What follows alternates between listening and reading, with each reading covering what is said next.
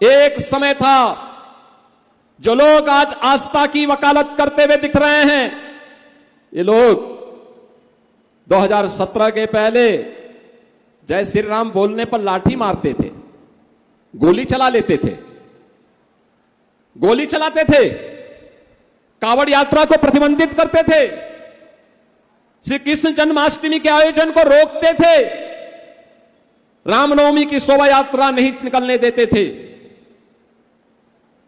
धार्मिक स्थलों की संपत्ति पर कब्जा करते थे।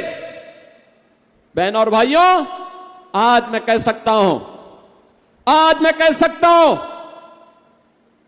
पश्चिमी उत्तर प्रदेश के लिए, यहां के किसानों के लिए, यहां के युवाओं के लिए, देश के अन्नदाता किसानों के लिए और देश के अन्नदाता किसानों के उन्नयन के लिए और युवाओं के उज्जवल भविष्य के लिए चौधरी चरण सिंह जी ने जो सपना देखा था, उस सपने को आज साकार कर रही है डबल इंजन की भारतीय जनता पार्टी और एनडीए की सरकार। एक और अन्नदाता किसान के उन्नयन का कार्य हो रहा है, उसके चेहरे पर खुशहाली लाने का कार्य हो रहा है। दूसरी ओर नौजवानों के लिए नौकरी और रोजगार की सुविधा है, बहन और बेटी को सुरक्षा भी है और उनके स्वावलंबन के लिए भी योजना है, और हर गरीब को शासन की योजना का लाभ प्रदान करने का कार्य भी हो रहा है। हर व्यापारी को सुरक्षा प्रदान की जा रही है, उनके निवेश को भी और उसको भी सुरक्षा प्रदान करके उसको आगे बढ़ाने का कार्य किया जा रहा है।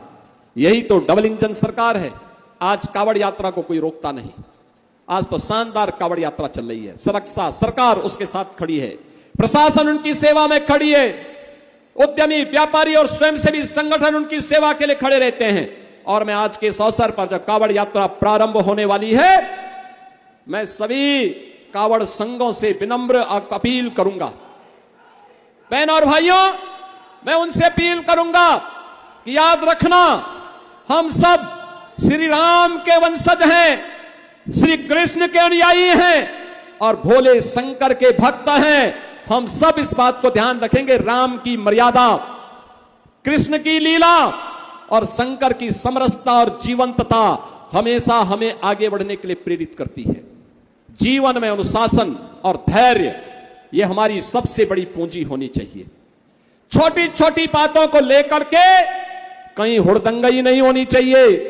याद रखना, ये सभी हुड़दंगई या कहीं कोई गुंडागर्दी होती है, इस प्रकार के दृश्य, कोई अनुशासनहीनता होती है तो इस प्रकार के दृश्य, जितने भी विरोधी हैं ये सभी लोग एक नोट करके रखेंगे और फिर कावड़ यात्रा को पूर्व की भांति प्रतिबंधित करने के लिए लोग एन केन प्रकारेण तमाम अन्य जगहों से दबाव बनाने का प्रयास करेंगे। लेकिन मैं कहूंगा, सरकार उनकी सुरक्षा के लिए, उनकी सुविधा के लिए और उनकी भक्ति को साकार करने के लिए हर प्रकार का सहयोग कर रही है। यही तो डबल इंजन सरकार है जो आस्था का सम्मान कर रही है, पुष्प वर्षा करती है। मैं स्वयं कावड़ यात्रा के दौरान आता हूं पुष्प वर्षा करने के लिए। लेकिन बहनों और भाइयों, हम लोगों को उस मर्यादा को समझना होगा जो इस यात्रा की, कावड़ यात्रा की गरिमा को बढ़ाएगा, कावड़ यात्रियों के साथ लोगों के उस प्रगाढ़ प्रेम को व्यक्त करने का एक माध्यम बनेगा। इसलिए अगर कोई गलत व्यक्ति हमारे बीच में आकर के उपद्रव करने का प्रयास करता है, उड़दंगई करने का प्रयास करता है, पहले ही ऐसे व्यक्ति को कान पकड़ करके बाहर कर देने की आवश्यकता है और कह देने की आवश्यकता है कि अनुशासनहीनता हम नहीं स्वीकार करेंगे। यह मर्यादा है हमारे पर्व और त्योहारों की, और पर्व और त्योहारों की इस मर्यादा को ध्यान में रख करके अगर हम कार्य करेंगे तो आने वाले समय में ये परंपराएं और अच्छे ढंग से आगे बढ़ेंगी।